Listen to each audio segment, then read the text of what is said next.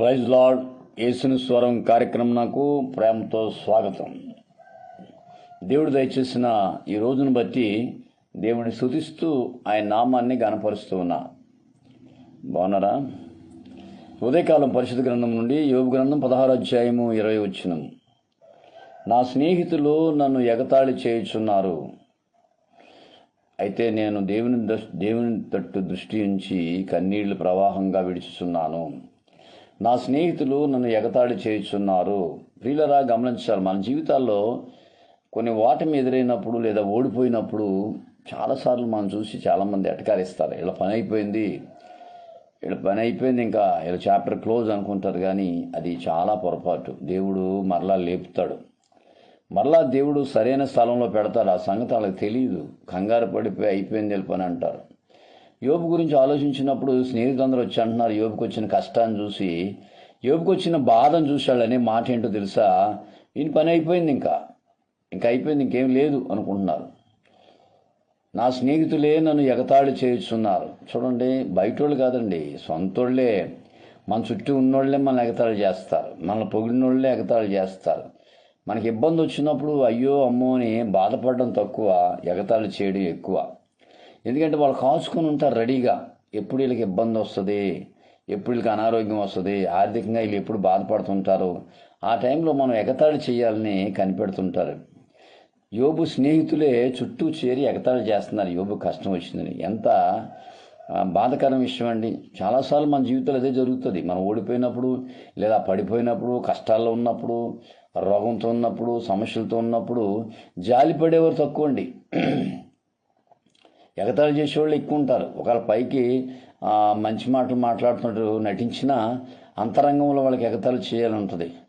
యోబు అంటున్నాడు అక్కడ, నా స్నేహితులే నన్ను ఎగతాళి చేయుచున్నారు, అయితే నేను ఏం మాట్లాడట్లేదు, సమాధానం చెప్పట్లేదు, దేవుని వైపు చూస్తూ నా కన్నీళ్లు ప్రవాహం వల్లే విడుచుచున్నాను. చూడండి, మన మౌనమే మన విజయం అండి. మనం మౌనంగా ఉంటే చాలు, విజయం ఆయనే ఇస్తాడు మనకి.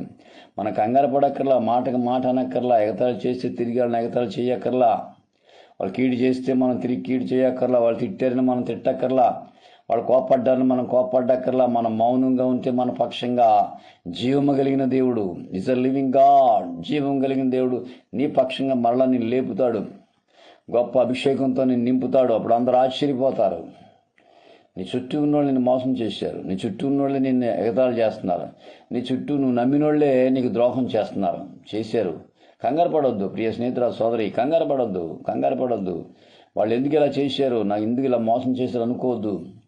ఒకరోజు వస్తుంది, వాళ్ళు ఆశ్చర్యపోతారు. యోబు అదే అంటున్నాడు, నా స్నేహితులే నా దగ్గరికి వచ్చి ఎగతాళి చేస్తున్నారు, అయితే నేను దేవుని వైపు చూస్తూ నా కన్నీళ్లు ప్రవాహంగా విడుస్తూ. తిరిగి సమాధానం చెప్పలేదు.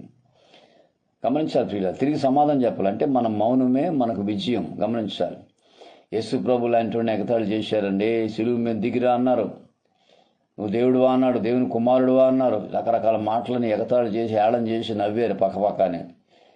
అప్పుడు దేవుడు యేసయ్య ఒక్క మాట తిరిగి చెప్పలేదు, మౌనంగానే ఉన్నాడు. వదకు తేబడిన గొర్రె పిల్లవలేనుంది బైబిల్లో. వదకు తేబడిన గొర్రె మౌనంగా ఉన్నాడు. ఆయన తెలుసు మళ్ళీ లెగిస్తాడైనా, ఆయన తెలుసు మళ్ళీ డబల్ శక్తితో లెగిస్తాడు, ఆయన తెలుసు మరణాన్ని జయించి తిరిగి లేస్తాడు, ఆయనకి తెలుసు పరలోకం వెళతాడన్న సంగతి తెలుసు. మళ్ళా తిరిగి లేస్తాడు, మళ్ళా విజయం అయిందే, ఆయనకి అర్థమైపోయింది. అందుకే వాళ్ళు ఎన్ని మాటలు అన్నా సరే తిరిగి ఒక్క మాట సమాధానం చెప్పలేదు. వాళ్ళు ఎగతాళి చేసినప్పుడు పిలాతు అంటాడు, ఏమయ్యా ఇంతమంది ఎగతాళి చేస్తున్నారు, ఏళన చేస్తున్నారు, నోరు తెరువో, ఒక్క మాట నువ్వు మాట్లాడు, వీళ్ళ సంగతి నేను చూస్తా అన్నాడు జడ్జి గారు, పిలాతు ఆ మాట అన్నాడు, నోరు తెరవయ్యా, ఒక్క మాట చెప్పిన సంగతి చూస్తానంటే ప్రభు అలా మౌనంగా ఉన్నాడు. వదకు తేబడిన గొర్రె వలె. ఎందుకో తెలుసా?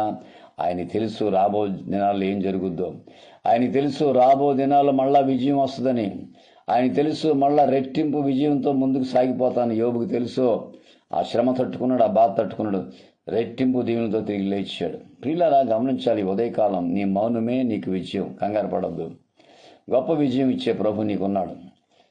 నీ జీవితంలో గొప్ప విజయం ఇస్తాడు. అప్పుడు ఆశ్చర్యపోతారు వాళ్ళందరూ.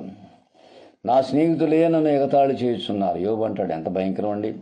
బయట వాళ్ళు ఎగతాళి చేస్తే వేరే సంగతి, మన చుట్టూ ఉన్నోళ్లే, మన సొమ్ము తిన్న వాళ్ళే, మన ఇంట్లో భోజనం చేసిన వాళ్ళే, మన ఆహారం తిన్న వాళ్ళే, మన డబ్బులు ఖర్చు పెట్టుకున్న వాళ్ళే మన ఎగతాళి చేస్తే ఎంత భయంకరం అండి, ఆలోచించండి ఒకసారి.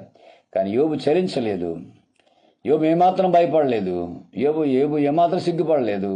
నాకు తెలుసు నా దేవుడు సజీవుడు, మళ్ళా నన్ను లేపుతాడు, మళ్ళా నాకు విజయం ఇస్తాడు, నేను ఓడిపోలేదు, నేను గెలుస్తాననే ఉద్దేశంతో యోబు ఖచ్చితంగా నిలబడి ఆ మాట అంటున్నాడు.